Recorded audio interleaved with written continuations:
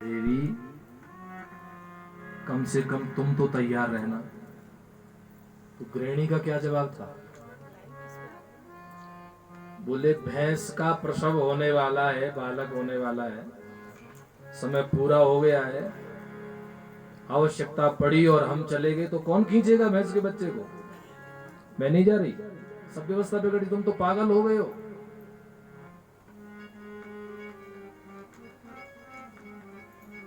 हाँ, पत्नी तो पागल ही समझती है ना, है ना? है, अरे आप तो भैया इशारा कर रहे हैं धीरे से। हाँ, एक बार भी ध्यान नहीं दिया। हाँ हाँ, तुम तो कहते ही रहते हो, कथाओं में तो ये सब बातें होती रहती हैं। एक भी व्यक्ति तुकाराम जी के साथ तैयार नहीं हुआ।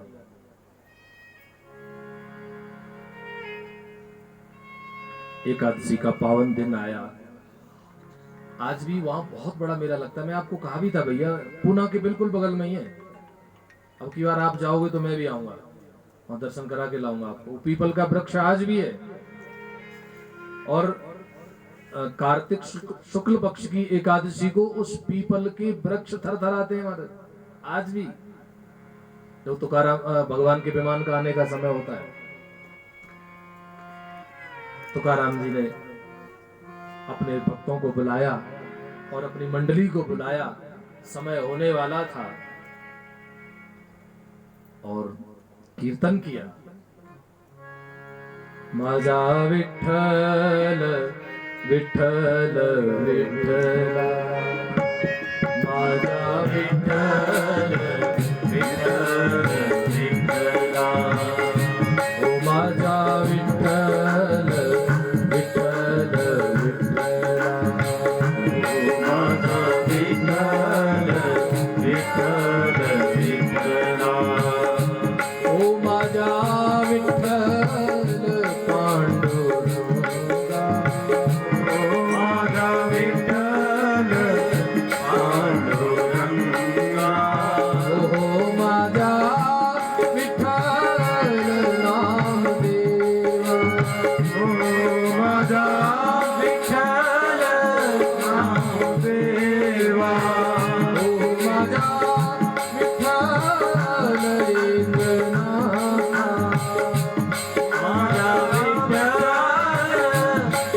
एकनाथा, ओ माझा विठ्ठल विठ्ठल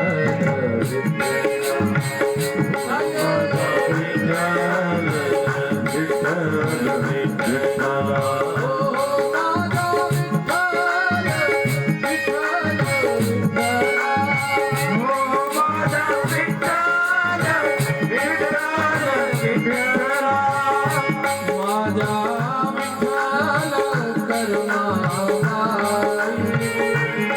माझा विठ्ठल करुणामय, ओ माझा विठ्ठल सोपान देवा, माझा विठ्ठल सोपान देवा, ओ माझा विठ्ठल ज्ञान देवा, ओ माझा विठ्ठल ज्ञान देवा, माझा विठ्ठल हरी, ओ माझा विठ्ठल विठ्ठल विठ्ठला, ओ माझा विठ्ठल विठ्ठल विठ्ठला, ओ माझा विठ्ठल विठ्ठल विठ्ठला,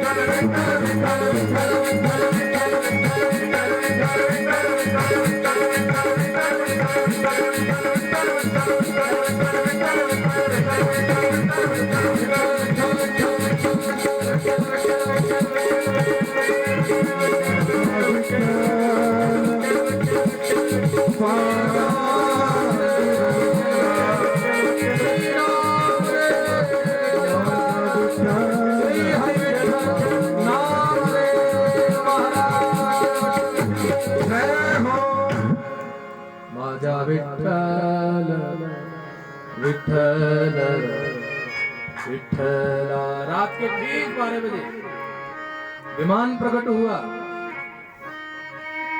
और प्रकट के समय भी तुकाराम जी ने कहा बैठो भैया, ठाकुर जी विमान लेकर आए हैं। पागल है। और कोई सवारी नहीं बैठी, एक भी आदमी नहीं बैठा। तुकाराम जी संकीर्तन करते हुए सदैव सबके देखते देखते विमान में बैठकर भगवत धाम को प्राप्त हुए। ठाकुर जी ने पूछा, तुकाराम जी तुम्हारे गांव में कोई नहीं रहता? हमारा रहते तो बहुत है, लेकिन आने को कोई राजी नहीं। भगवान ने कहा आज से विमान सेवा स्टॉप, कोई आने वाला ही नहीं है। लेकिन विमान का एक और अर्थ है। विमान शब्द को आप वी को अलग करो और मान को अलग करो। वी माने विगता, मानम विमानम। कथा श्रवण करने के बाद मान समाप्त हो जाए, मान खत्म। हम ये हैं, हम फला हैं, हम फला हैं, हम कथावाचक हैं, हम संगीत बजाने वाले हैं, हम पाठ कर सकते हैं, हम कथा करा सकते हैं, हम कथा सुन सकते हैं। किसी भी प्रकार का मैं ये हूं, भगवत गीता में भगवान कहते हैं अहंकार विमूढ़ात्मा करता हम इति मन्यते। कुछ करने लायक हैं ये भाव समाप्त हो जाए, जो करते हैं जो कराते हैं वो श्री ठाकुर जी हैं। कथा सुनने के बाद ऐसा भाव आ जाए, यही विमान में बैठना है।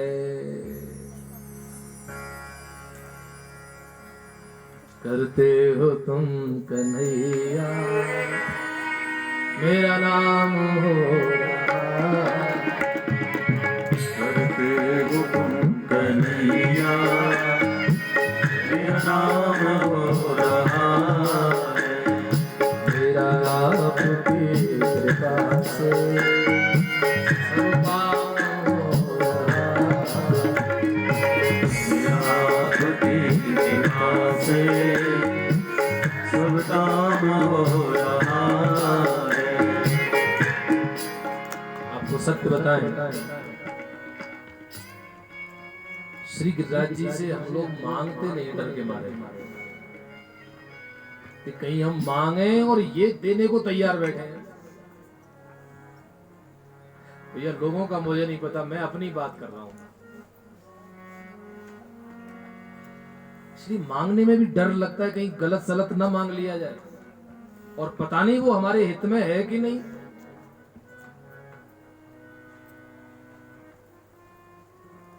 मेरी जिंदगी में तुम हो, किस चीज की कमी है।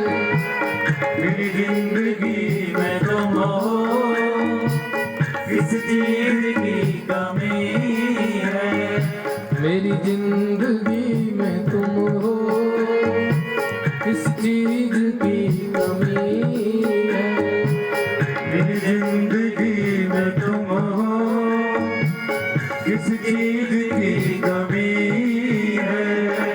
हैरान है जमाना, मंजिल भी मिल रही है। हैरान है जमाना, मंजिल भी मिल रही है।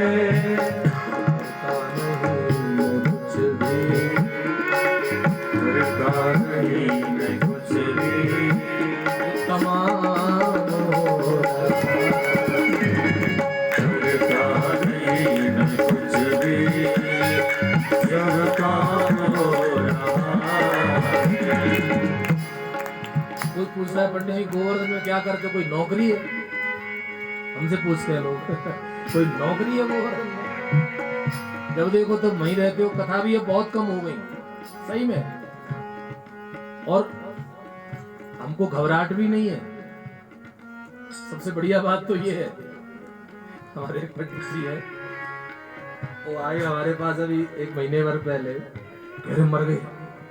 मर गए यार, मर गए, हमारे साथ पड़े हैं, नाम मत लो। मैंने कहा क्या हो गया, बढ़िया तो बढ़िया, सल्लादार तो बाल है उनके महाराज यहाँ पर। ऐसे करके पीछे ले जाके बढ़िया डिजाइन बना रखी है, बढ़िया तिलक और ये फेस वाउस और ये न जाने क्या क्या, और दिखने में बड़े जोर के। और हमारे पास गए, गाड़ी से गए, हमारे घर के आगे एक पत्थर पड़ा है, ईंट लगा करके पत्थर डाल रखा है, उसमें हम आराम से चाय पी रहे थे बैठ के बढ़िया पैर पसार के। बोले मर गए यार, बहुत काम खराब है उसको। क्या हो गया? बोले 3 महीने हो गए कोई कथा नहीं हुई, खर्चा नहीं चल पा रहा है। तो मैंने कहा तू इस पत्थर पर बैठ जा और अपने बच्चों को भी बुला ले, तेरा जो भी खर्चा होगा यहाँ ये पत्थर करेगा। अरे नहीं तुम तो यार ऐसी बात करते रहते हो। मैंने कहा सत्य कर रहे हैं हम, तू बैठ तो सही यहाँ इस पत्थर पे बैठ, तू बैठ तो सही है, देख तेरे सारे काम होने लग जाएंगे। तो पत्थर में कोई जादू है क्या? पत्थर में कोई जादू नहीं है, सामने वाला है ना बहुत 21 किलोमीटर में बैठा है हमारो देवता। 21 किलोमीटर की कोई छवि है किसी देवता की? किसी की नहीं है। इतने बड़े के पास रहते हैं फिर गिड़गिड़ा है, उसको लजाना है बेचारे को सही में। नहीं तू बैठ पत्थर पे, यहीं बैठे सब काम होते रहेंगे। हमको कह रहा है पागल हो गए तुम तो, कथा बताए भी कम करने लग के। हमने कहा भैया कथा इसलिए नहीं करें कि धन आवे, बद्रीनाथ भगवान में जा रहे हैं, आनंद लेंगे जितना आनंद मिले। और धन आदमी देगा तो क्या देगा ये बताओ? 10,000 20,000 50,000 उससे हो जाएगा कम? 1 लाख 2 लाख 10 लाख करता नहीं मैं कुछ भी, करता नहीं मैं कुछ भी, कमाल हो रहा है, करता नहीं मैं कुछ भी, कमाल हो रहा है। करते हो तुम कन्हैया मेरा नाम हो रहा है, करते हो तुम कन्हैया कमाल हो रहा है, मेरा राम के कृपा से सब काम हो रहा है, मेरा राम की कृपा से सब काम हो रहा है। पतवार के बिना ही मेरी नाव चल रही है, पतवार के बिना ही मेरी नाव चल रही है। श्री गिरिराज जी में पिछली वर्ष अष्टोत्तर कथा हुई थी, 108 पाठ हुए थे, इसमें आप लोगों का भी भाग था सबका। कथा के रह गए थे 3 दिन और यजमान हुए थे 65 या 70। तो प्लान बना कि अब कैसे होगा, खर्चा भी बहुत तगड़ा था उसका, 12-14 लाख रुपए खर्च था, ने लगाया बाद में तो धुआंधार बटा था। पहले कथा से तो 15 दिन पहले, पता नहीं 10 दिन पहले इतने भर करके नए नोट भाभी मेरे पास रख गई थी, और आपने भी धुआंधार बांटेगा, ले जाओ भैया, बटन दो भैया। लेकिन जो पाठ होने थे ना उसकी थोड़ी सी दिक्कत आ रही थी। 108 ब्राह्मण, सबको लगभग 5,000 रुपए उनको पहुंचने हैं, यजमान थोड़े से। तो शाम को हम गए तलैटी दर्शन करने, तो लाला गड़बड़ सी दिख है कसू, ऐसे ही कहा कन्हैया कसू गड़बड़ सी लग रही है, बातचीत करें। हमने कहा भाई ऐसे ऐसे बात है, दिक्कत सी आ रही है थोड़ी। फिर हमने कहा देख लाला, हम तो यहाँ बसने लायक भी नहीं थे, हमारे अपना कोई गुण ऐसा नहीं था जो यहाँ हम बस जाते, तुमने यहाँ बसाया, 7-8 लाख रुपए का तो 10 लाख रुपए का तो मकान बिक ही जाएगा, देख लियो कुछ गड़बड़ है गई तो मैं फेंक के भग जाऊंगा, वहीं जा रहे तो। सत्य बता रहा हूं आपको। और घर आया, घर आते ही आते एक आदमी का फोन आ गया, कह रहा है सुना है कथा हो रही है गोवर्धन में। हमने कहा हो रही है। तो बोले पूरा खर्चा कितना आ रहा है? हमने कहा इतना आ रहा है।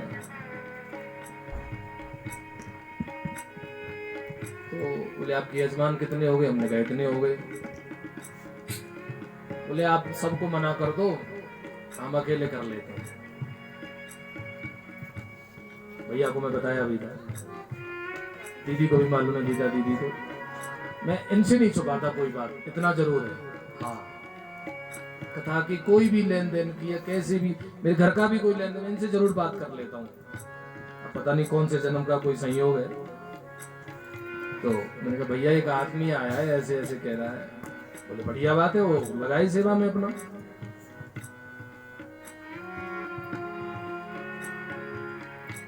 और महाराज ऐसी कथा हुई, ऐसी जोर की कथा हुई, जो लोग गए होंगे बड़ी जोर का उसमें आनंद आया। तो भगवान का भरोसा, भगवान का सहारा,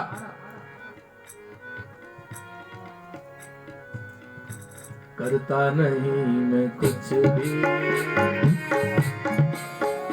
ये तमाम हो रहा,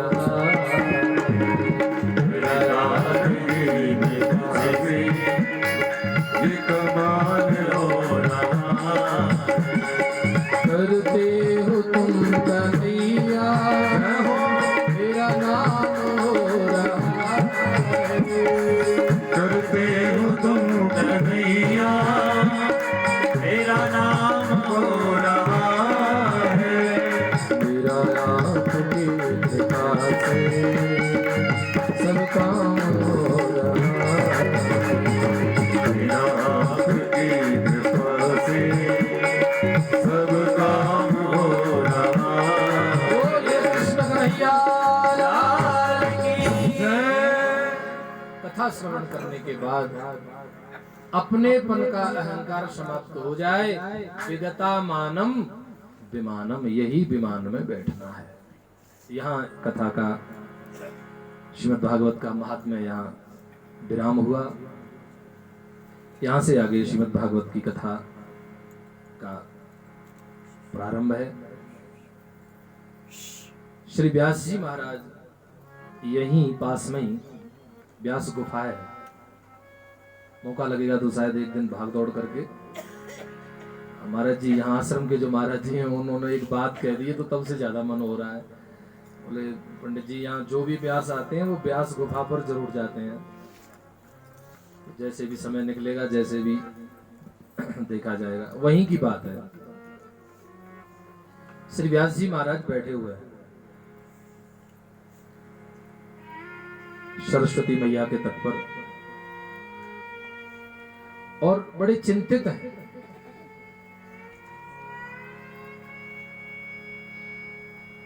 व्यास जैसे महात्मा चिंतित और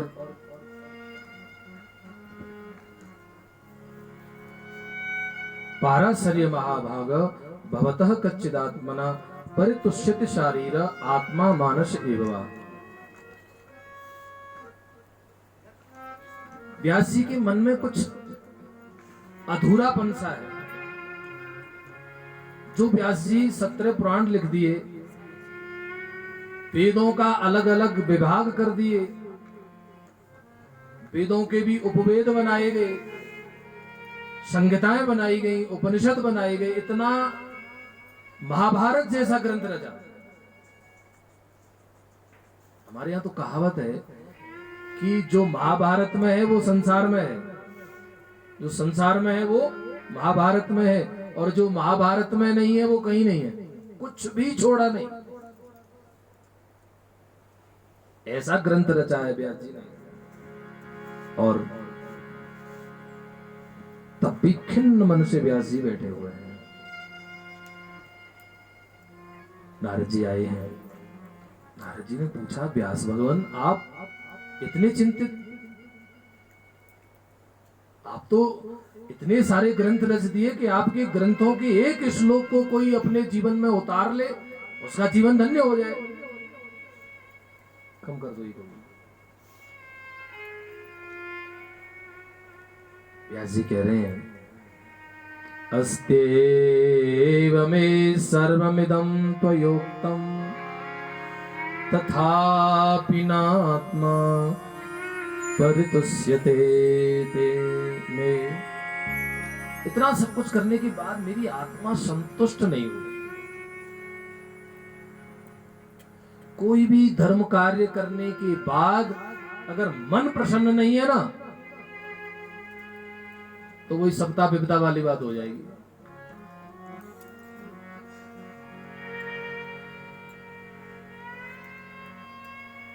हे नारद जी, आप मेरी इस चिंता को दूर करें। नारद जी ने कहा, भगवान आप तो साक्षात भगवान के अवतार हैं। व्यास जी भगवान के अवतार हैं, 24 अवतारों में उनकी गणना है। और आप जैसे महापुरुष चिंतित ये केवल संसार को दिखाने के लिए है। फिर भी आप पूछ रहे हैं तो मैं बताऊं। श्री नारद जी कहने लगे, बोले भवता अनुदित प्रायं यशो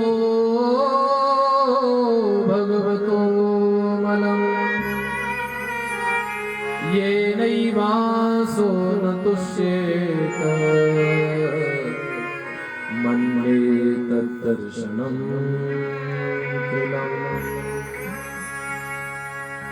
हे व्यास भगवान, आपने इतने ग्रंथ रचे, दुनिया भर की नीति की बात बताई, व्यवहार की बातें बताई, धर्म की नीति की बातें बताई, लेकिन अभी तक आपने कोई ऐसा ग्रंथ नहीं रचा जिसमें केवल श्री ठाकुर जी और श्री ठाकुर जी के भक्तों का चरित्र हो।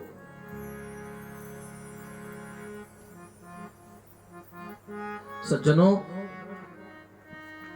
हम चाहे कितना भी बड़े से बड़ा साधन कर लें, बहुत बड़ा एक प्यारा छंद देखा था मैंने भगवान की कृपा से,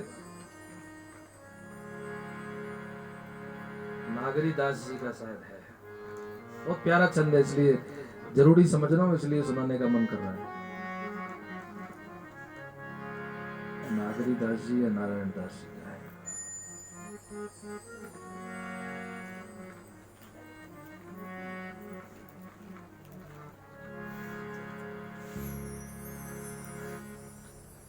बड़े से बड़ा साधन करने के बाद भी मन संतुष्ट नहीं होगा। कब तक? बोले जब तक श्री ठाकुर जी से नेहा ना लग जाए, ऐसा उसका भाव है।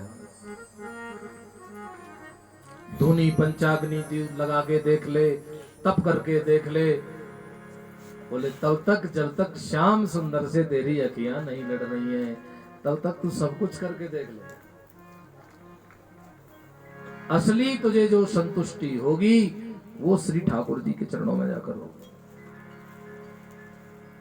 हमारे यहां तो यहां तक कहा गया है कि भगवान को छोड़कर, श्री ठाकुर जी को छोड़कर कोई भी देवता आपको परम पद और परम संतुष्टि नहीं दे सकता। वो केवल ठाकुर जी दे सकते हैं। छोटी मोटे सामान सब दे सकते हैं, लेकिन परम लक्ष्य की प्राप्ति श्री ठाकुर जी हैं। हे व्यास जी महाराज, आपने अभी तक संतों का, भक्तों का और भगवान का मिक्स चरित्र नहीं कहा। उसको आप भक्तमाल भी कह सकते हैं। पूज्य मलुक पीठ वाले महाराज जी भक्तमाल की कथा करते हैं। आहा, कलयुग में इस समय में ऐसी कथा महाराज, आहा आहा, भगवान की और भगवान के भक्तों की। और भक्तमाल का इतना श्रेष्ठ महात्म्य बताते हैं। अच्छा, मैं तो भक्तमाल की कथा नहीं कर पाता, अभी उसमें प्रवेश भी नहीं है, लेकिन वो एक दिन सुना रहे थे कि भक्तमाल में ऐसा वर्णन है कि भक्तमाल की पुस्तक भी अगर घर में रखी हो ना, और मरते समय कोई उस पुस्तक को छाती पर रख दे,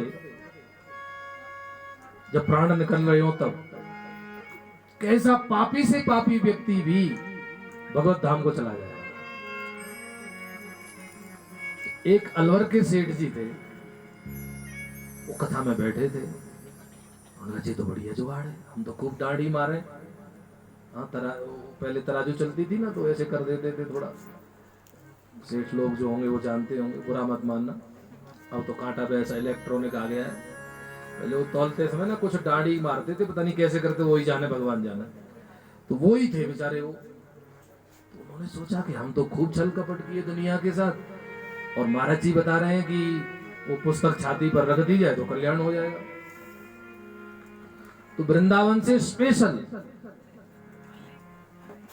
संत श्री प्रियादास जी महाराज से वो ग्रंथ लेकर गए, और अपने बच्चों को कह दिया, देखो जब मैं मरूं ना और मेरा मरने का समय आवे तो ये ग्रंथ मेरी छाती पर रख देना। अंतिम समय आया और जब प्राण निकलने लगे तो वो घबराने लगे। यम के दूत आए महाराज पकड़ने के लिए, ग्रसने लगे, घबराने लगे। तो उनके बच्चों को याद आ गई, अरे पिताजी कह रहे थे ना वो ग्रंथ छाती पर रख दिया जाए तो। हा, वो ग्रंथ छाती पर रखा, और जैसे ही छाती पर ग्रंथ रखा भक्तमाल, वो सेठ जी कह रहे, भैया देखो नरसिंह जी आ गए, अरे भैया देखो गोस्वामी तुलसीदास जी आ रहे हैं, अरे भैया देखो मीरा जी आ रही हैं, देखो कर्माबाई आ रही हैं, कर्मेत्री आ रही हैं, देखो देखो देखो कबीरदास जी पधार रहे हैं, देखो रहीमदास जी आ रहे हैं, देखो देखो रसखान पधार रहे हैं, भैया सारे भक्त आ रहे हैं। ऐसा ऐसा कहने लगे वो। और जब कबीर जी, तुलसी जी, सूरदास जी, मीरा जी जब आ गई तो ठाकुर जी कहाँ रह गए होंगे, ठाकुर जी भी पधारे, और सेठ जी कीर्तन करते हुए अपने प्राणों का विसर्जन कर दिया। ये है भक्तों की महिमा, भक्तों के चरित्र की महिमा। व्यास जी महाराज, आप कोई ऐसा ग्रंथ तैयार करिए इसमें भगवान और भगवान के भक्तों का चरित्र हो। तब श्री व्यास जी ने श्रीमद् भागवत की रचना करी। 18,000 श्लोक, केवल 4 श्लोकों में से व्याख्या करी महाराज, 18,000 श्लोक बनाए। बढ़िया ग्रंथ तैयार हो गया तो फिर चिंता हुई, अब पढ़ाएं किसको जो समस्त संसार के सुख के लिए आशीर्वाद दे और सबको बढ़िया इसमें अवगाहन कराए, गोता लगवाए। कहीं ऐसे आदमी के हाथ में ना पड़ जाए जो धंधा शुरू कर दे। टेंशन हो रही थी। तब श्री नारद जी ने कहा, भगवान आपके पुत्र श्री सुखदेव जी महाराज हैं ना, उनसे बढ़िया कौन होगा। अरे बोले भैया वो तो जब से जन्म हुआ है ना, तब से जन्म लेते ही नाल छेदन भी नहीं हुआ, नाल भी नहीं काटी गई अभी, नाल को कंधे पर डालकर, और वो तो जन्मते यम प्रव्रजंतम अनुपेतम अपेत कृत्यम द्वैपायनो विरह कातरया जुहाव पुत्रेति तन्मयतया तरवोभिनेदो तम सर्वभूत हृदयम मुनिमान तोष। जन्म होते ही निकल पड़े घर से। ये सुख कोई साधारण सुख नहीं है, ये वही सुख है जिन्होंने भगवान भोलेनाथ से अमर कथा श्रवण करी है। भगवान भोलेनाथ जब अमर कथा प्रारंभ कर रहे थे, श्री गौलोक धाम में राधा रानी को चिंता हुई। आहा, राधा रानी जगत की मां है, आगे भयंकर कलयुग आने वाला है, और कलयुग में बेचारे प्राणी बेचारे हो जाएंगे। बेचारे हो गए लोग सही में, बेचारे का अर्थ मालूम है? बेचारे, कोई चारा नहीं है बेचारों का। कैसे बेचारे हो गए कि लोगों को यहां तक नहीं पता। हम लोग तो गांव में और जगह जगह कथा करने जाते रहते हैं ना, तो कथा की पोथी सिर पर है और लोग टांग पर टांग रख करके और दुकान में चुस्की लेके चाय पी रहे हैं। अरे कम से कम भागवत जी सामने से जा रही हो तो कम से कम चाय का गिलास रख दो, वहीं कम से कम खड़े तो हो जाओ। लेकिन उनको पता ही नहीं है बेचारों को, बेचारे हैं। ऐसे बेचारे जीवों पर कृपा करने चाहती हैं राधा रानी, और राधा रानी के पास अपने जो सुख हैं, जिनसे राधा रानी नित्य गौलोक धाम में खेलती हैं, उन सुख से कहा, बेटा सुख, इस जगत के कल्याण के लिए तुम्हें धरती पर जाना होगा। बोले मां मैं आपको छोड़कर एक मिनट के लिए नहीं जा सकता, आप मेरी इष्ट हैं। परम धन राधा नाम आधार, दियो भैया स्वर दियो ना। जाय श्याम मुरली में टेरत सुमिरत बारंबार,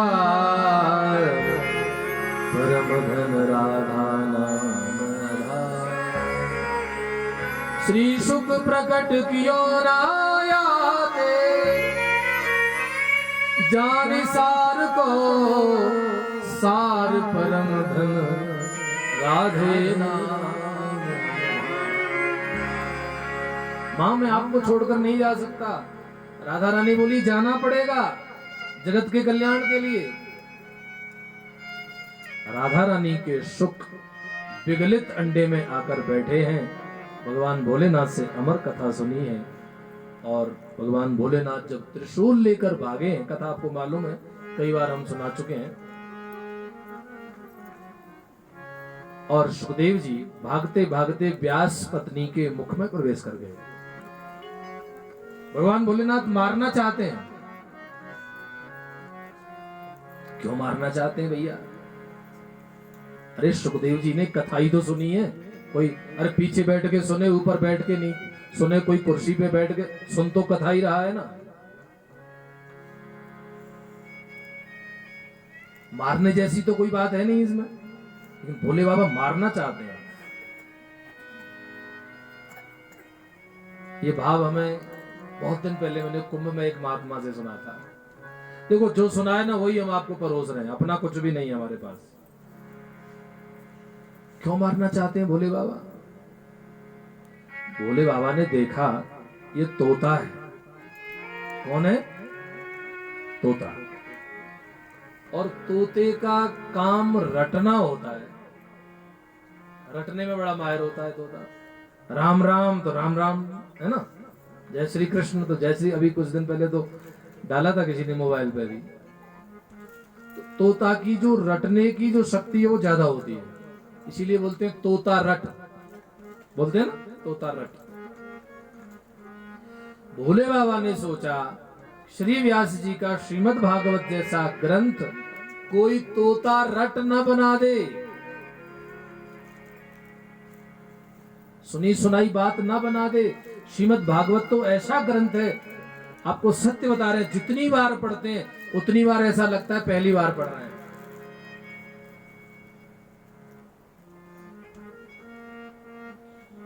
सन 2003-4 से कथा कर रहे हैं, अभी तक जितनी बार पाठ करें, जितनी बार श्लोक का गायन किया जाए, उतनी बार ऐसा लगता है नया है। ये सुनी सुनाई रटी रटाई बात नहीं है। भागवत जी का वक्ता तोता रट वाला नहीं होना चाहिए, जो रट लिया बस वही पट पट पट पट पट पट नहीं। बढ़िया बढ़िया श्लोक उच्चारण करे, उसमें से जो भाव निकले उसका नित्य उसका श्रृंगार करके, भगवान नाम संकीर्तन करके उसकी परोसगाई करे।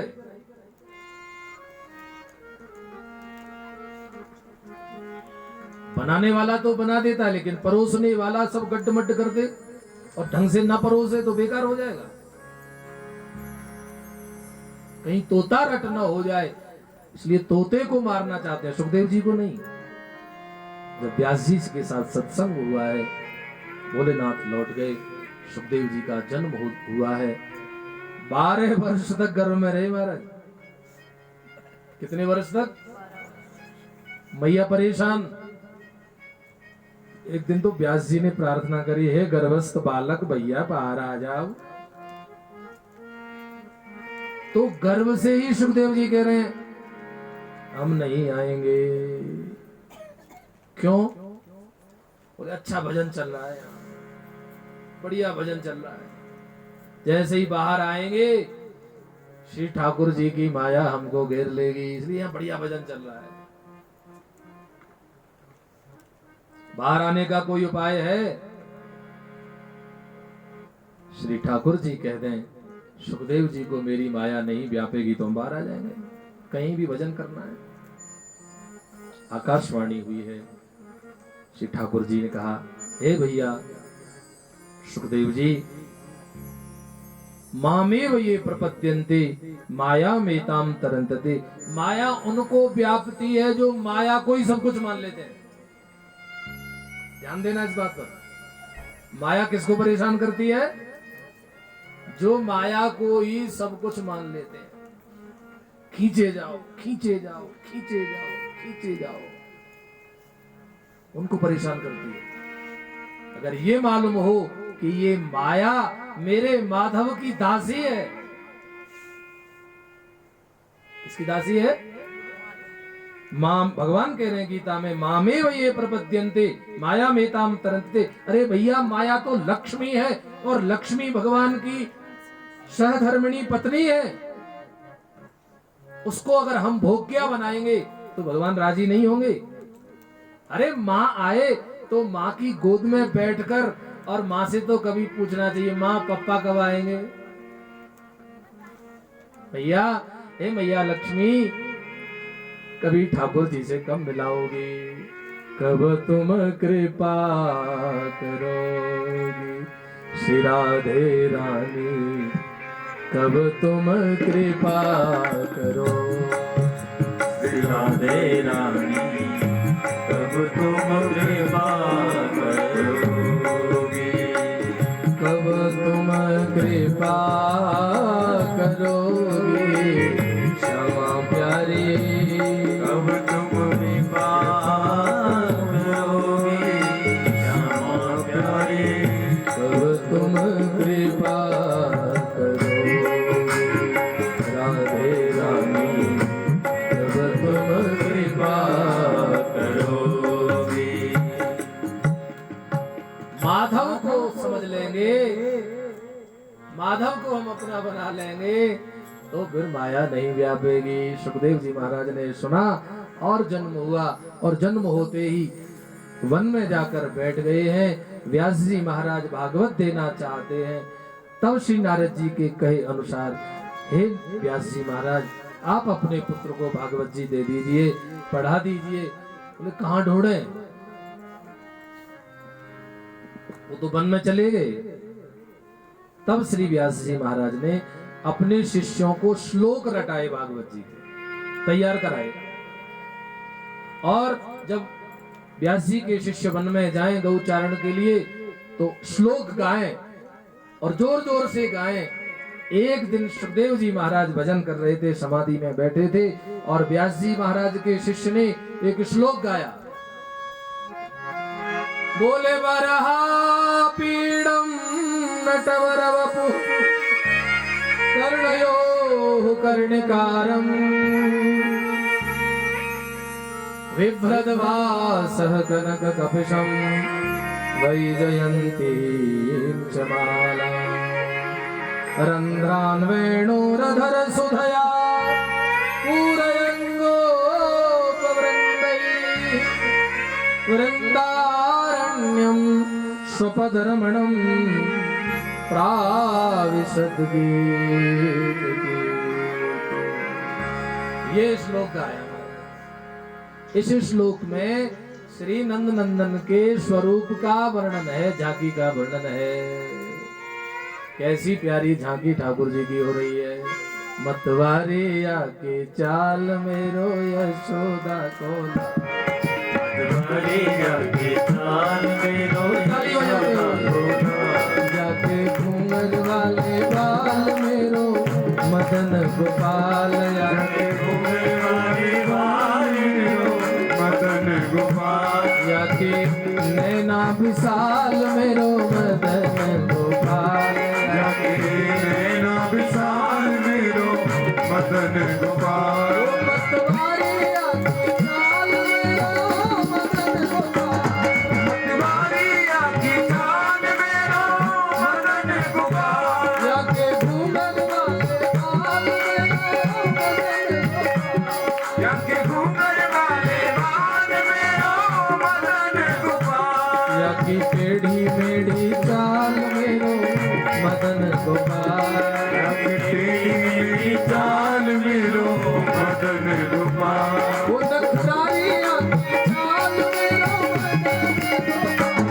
मतवारी आँखी चांद मेरो मदन गोपाल तुम्हारी आँखी चाल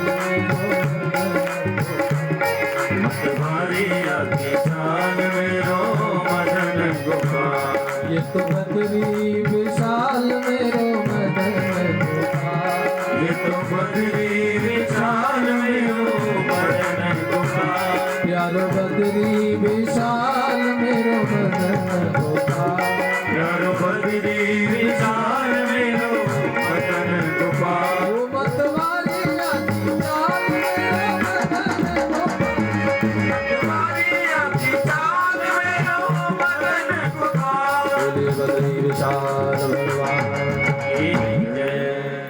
सुखदेव जी ने सुना महाराज ये श्लोक। सुखदेव जी का इतने मलूक ठाकुर जी ऐसे नटखट है। सुखदेव जी की माला हाथ में से गिर गई। ऐसे सुंदर कन्हैया है और चलने के लिए ऐसे अपना आसन छोड़ने लगे। तो सुखदेव जी ज्ञानी भी हैं। तुरंत उनके दिमाग में बात आई, अरे तुम सुंदरता सुन के और चल पड़े। ये ऊपर के गोरे अंदर के काले होते भैया। हाँ, सुखदेव जी ने विचार किया, देख कर मत रीझ जाना ऊपर की सफाई पर। पूज्य स्वामी ब्रह्मलीन स्वामी शांतानंद जी महाराज जी इसको सुनाते थे। देख कर मत रीझ जाना ऊपर की सफाई पर, वर्क सोने के लगे हैं गोबर की मिठाई पर। क्या लगा है? मिठाई काय की है? गोबर की। और वर्क काय के लगे हैं? इसलिए जल्दी से ट्रेस मत हो जाना। सुखदेव जी ने कहा कोई होगा सुंदर कन्हैया? सुंदर लोग तो वैसे भी मत वाले होते हैं, हमें नहीं जाना। होगा कहीं का श्याम सुंदर। और फिर से माला लेकर के बैठ गए। प्यासी के शिष्यों ने सोचा कि श्लोक ने काम तो किया था, बाबा खड़ा भी हो गया था, लेकिन इंजेक्शन ढंग से काम नहीं किया जितना करना चाहिए था। तो फिर दूसरा इंजेक्शन लगाया। अब की बार डेकाडोन लगाया। क्या लगाया? हमारा बहुत सस्ता होता है वो इंजेक्शन, और सभी डॉक्टर लोग ज्यादा किसी को दिक्कत हो रही है उसी को लगाते हैं सबसे पहले। सब बढ़िया श्लोक एक और निकाला श्रीमद् भागवत जी से और उसको गाना प्रारंभ किया। अहो बकीयम स्तनकालकूटम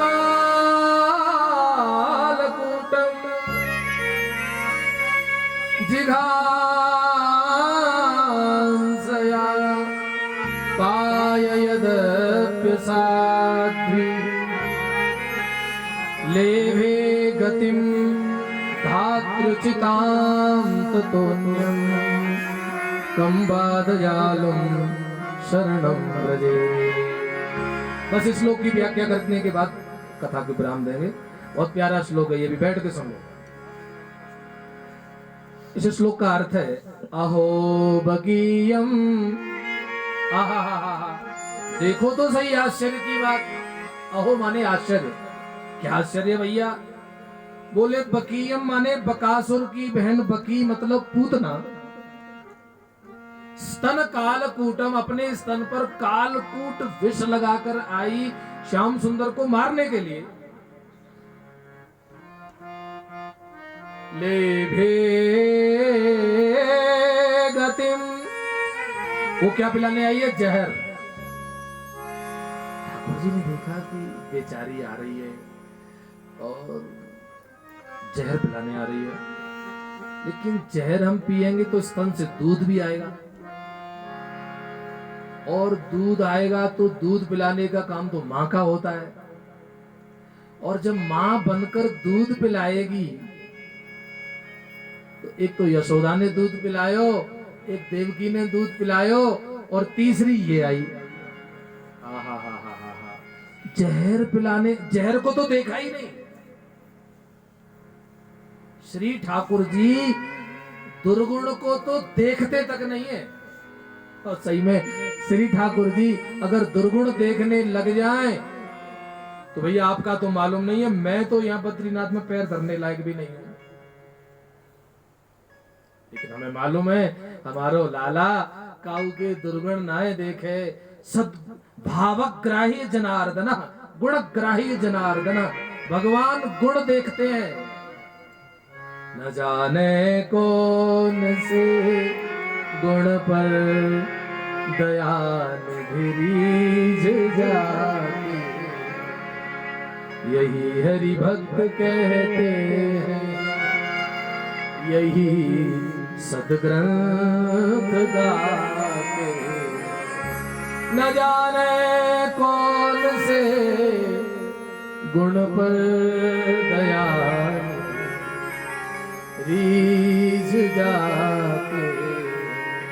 अरे जहर पिलाने वाली पूतना को श्री ठाकुर जी ले भे गतिम धातृचिता तथोन्यम कंबा दयालु शरणम व्रजे। अरे भैया कौन ऐसा अभागा जीव होगा जो ऐसे बावरे भगवान की शरण में नहीं जाएगा। जहर पिलाने वाले को लेवे गतिम धातृ चिताम ततोन्यम, पूतना जी के प्रसंग में आएगी ये बात। श्री ठाकुर जी ने नेत्र बंद करके और वैकुंठ का ध्यान किया कि जो गति यशोदा मैया को कालांतर में मिलने वाली है, जो गति श्री देवकी मैया को कालांतर में मिलने वाली है, उसी सीट के बगल में जो सीट है उस पर पूतना की सीट आज से ही हम सुरक्षित कर देते हैं। ऐसे दयालु ठाकुर को कोई ना भजे। बातें अभागो जा दुनिया में कोई है? कोमल चित अति दीन दयाला, कोमल चित अति दीन दयाला, कारण बिनु रघुनाथ कृपाला, कारण बिनु रघुनाथ कृपाला। जानकी मैया भी कह रही है कोमल चित कृपाल रघुराई, कपि कई हेतु धरी निठुराई। ऐसा कोमल चित श्री ठाकुर जी का है, जीव के गुण दोष बिल्कुल नहीं देखते।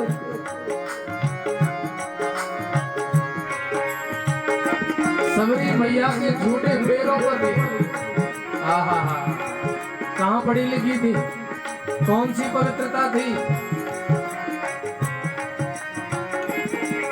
न जाने कौन से गुण दया रीझ जाते, न जाने कौन से गुण पर दया रीझ जाते। कंबा दयालुं शरणं व्रजे। कंबा दयालु, ऐसा दयालु कौन होगा भैया? और सुखदेव जी की माला गिर गई। सुखदेव जी खड़े होकर और व्यास जी के पुत्रों को शिष्यों को बोले, भैया भैया सुनो सुनो सुनो, ये श्लोक कहाँ से गा रहे हो? और सुनाओ और सुनाओ। तब व्यास जी के शिष्यों ने कहा, और अगर आपको सुनने हैं तो आप अपने पिताजी के पास चले जाइए। 18,000 इस प्रकार के श्लोक हैं, खूब आनंद लीजिए। सुखदेव जी महाराज समाधि छोड़कर श्री भागवत जी के श्लोकों का सांगोपांग अध्ययन किया है, और अध्ययन के पश्चात श्री जनक जी के यहाँ परीक्षा देकर और पूरे संसार को श्रीमद् भागवत का प्रसाद बांटा है। बोलिए सुखदेव भगवान की जय, आज के आनंद की जय, श्री बद्री विशाल भगवान की जय। 2 मिनट भगवान का नाम लें, उसके बाद आरती। श्री राधे गोपाल भज मन श्री राधे, श्री राधे गोपाल भज मन श्री राधे, श्री राधे जय जय राधे, राधे जय जय राधे।